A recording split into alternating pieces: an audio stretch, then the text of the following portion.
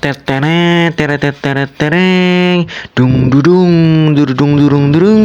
Halo semuanya, Assalamualaikum warahmatullahi wabarakatuh. Kembali lagi bersama saya Ananda Muhammad Ilyas dalam video pembelajaran pada kurikulum Merdeka materi PAI kelas 7 bab 3 tentang menghadirkan sholat dan zikir dalam kehidupan.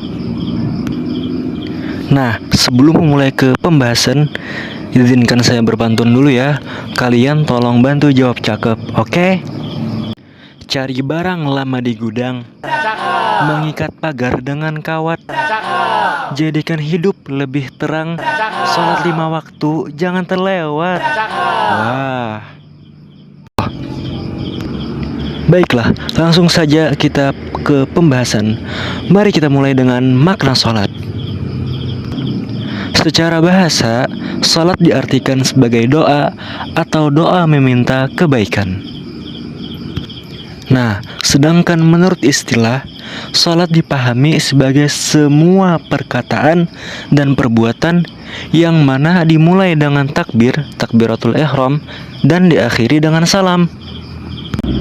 Dengan salat, kita akan terjaga dari perilaku keji dan mungkar apabila hati kita selalu ingat padanya. Sesuai dengan firman Allah Subhanahu wa taala dalam Quran surah Al-Ankabut ayat 45 berikut ini, yang artinya, bacalah kitab Al-Quran yang telah diwahyukan kepadamu Muhammad dan laksanakanlah salat. Sesungguhnya salat itu mencegah dari perbuatan keji dan mungkar. Dan ketahuilah, mengingat Allah itu lebih besar keutamaannya dari ibadah yang lain. Allah Maha mengetahui apa yang kamu kerjakan. Quran Surah Al-Ankabut ayat 45. Pelaksanaan terhadap perintahnya dan penghindaran terhadap larangannya ditujukan hanya untuk mencapai keridhoannya.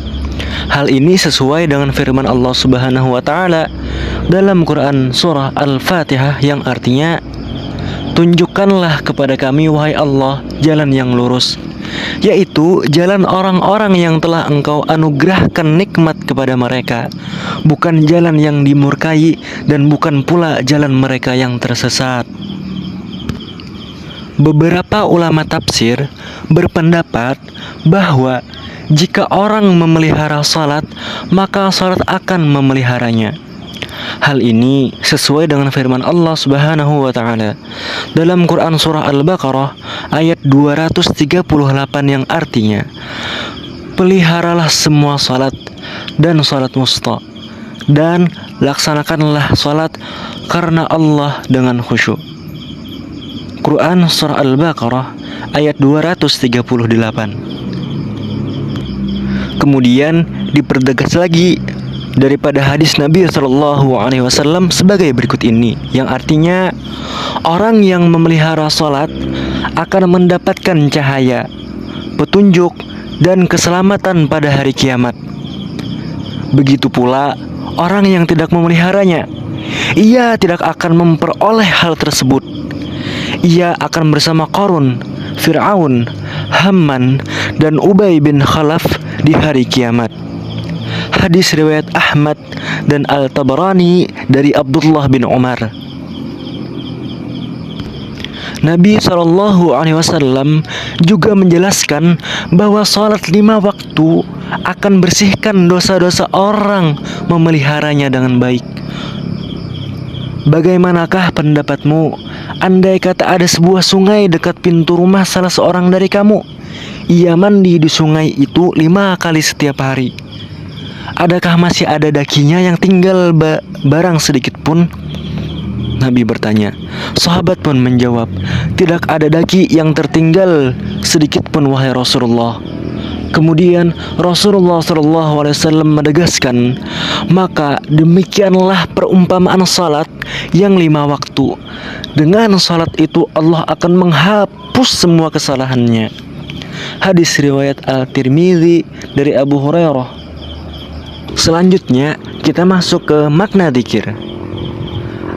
Arti dzikir menurut bahasa adalah ingat. Menurut istilah, zikir artinya dengan mengingat Allah Subhanahu wa Ta'ala. Sebagai apa? Sebagai upaya untuk mendekatkan diri padanya. Dengan berzikir, kita bisa mendapatkan atau mendekatkan diri kepada Allah Subhanahu wa Ta'ala. Tujuan utama dari perintah berzikir adalah agar terhindar dari kesombongan, yang mana kesombongan itu adalah sifat yang sangat-sangat amat buruk. Sesuai dengan firman Allah Subhanahu wa Ta'ala dalam Quran surah Al-Ahzab ayat 41 berikut ini, yang artinya, hai orang-orang yang beriman, berzikirlah dengan menyebut nama Allah, zikir yang sebanyak-banyaknya. Quran surah Al-Ahzab ayat 41. Nah, zikir dapat dilaksanakan dengan mudah, tanpa persiapan dan waktu yang khusus, bisa dimanapun dan dalam keadaan apapun. Cara berzikir dapat dibagi menjadi 3 macam, yaitu pertama, zikir dengan hati, yaitu dengan cara bertafakur dan merenungkan ciptaan Allah Subhanahu wa Ta'ala, sehingga timbul dalam pikiran bahwa Allah Subhanahu wa Ta'ala adalah zat yang maha kuasa. Zikir dengan ucapan yang kedua, yaitu zikir dengan ucapan, yaitu pengucapan lafaz-lafaz yang di dalamnya terdapat keagungan nama Allah Subhanahu wa Ta'ala. Contohnya adalah tahmid, tasbih, tahlil, takbir, membaca Al-Quran, dan sholawat. Cara yang ketiga, zikir dengan perbuatan, yaitu dengan mentaati perintahnya dan menjauhi larangannya. Kemudian, orang yang lalai dalam melaksanakan salat dan riya diancam oleh Allah Subhanahu wa Ta'ala, yang mana ditegaskan dalam firman Allah Subhanahu wa Ta'ala Quran surah Al-Ma'un ayat 4 sampai dengan 7, yang artinya, maka celakalah orang yang salat, yaitu orang-orang yang lalai terhadap salatnya, yang berbuat riya dan enggan memberikan bantuan.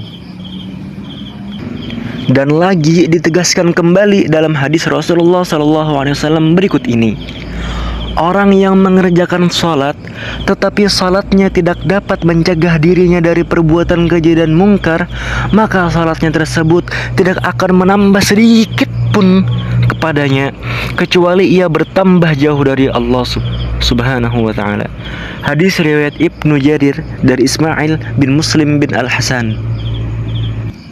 Baik, kita langsung ke pembahasan berikutnya, yaitu salat untuk meraih ketakwaan dan menghindari perilaku tercela.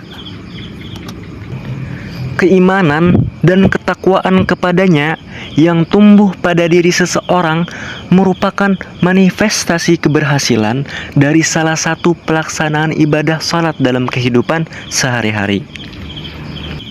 Sebagaimana disebutkan dalam firman-Nya dalam Quran surah Ali Imran ayat 102 berikut ini, yang artinya, hai orang-orang yang beriman, bertakwalah kepada Allah dengan sebenar-benar takwa kepadanya, dan janganlah sesekali kamu mati melainkan dalam keadaan beragama Islam.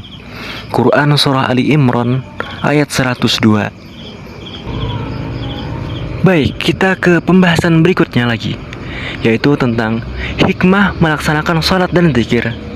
Hikmah apa sih yang akan kita dapatkan daripada kita melaksanakan salat dan zikir dan memahami makna salat dan zikir? Pertama, yaitu tertanamnya akidah tauhid dalam jiwa seseorang. Kedua, hubungan antara manusia dengannya akan terjalin baik. Ketiga, kedamaian, keamanan, dan keselamatan dari Allah Subhanahu wa Ta'ala akan diperoleh olehnya, serta mengantarkan mereka pada kesuksesan dan pengampunan dari segala kesalahan. Keempat, memperkuat jiwa seseorang dalam hubungan dengan Allah. Kelima, memperoleh ketenangan jiwa dan menjauhkan diri dari kelalaian. Keenam, melatih hidup disiplin dan taat aturan peraturan baik peraturan kerja maupun peraturan dalam kehidupan ini. Kedelapan, membiasakan seseorang pada perbuatan atau perkataan yang baik dan bermanfaat. Sembilan, terakhir, menumbuhkan akhlak mulia seperti amanah, jujur, dan upaya menjauhkan diri dari perbuatan keji dan mungkar. Nah, setelah kita mengetahui hikmah daripada mengamalkan salat dan zikir, pembahasan berikutnya yaitu tentang mengamalkan salat 5 waktu dan zikir secara istiqomah. Agar kita dapat konsisten dalam menjalankan salat dan zikir, dapat dilakukan beberapa hal berikut ini. Pertama, menyadari bahwa salat dan zikir untuk mendekatkan diri kepada Allah.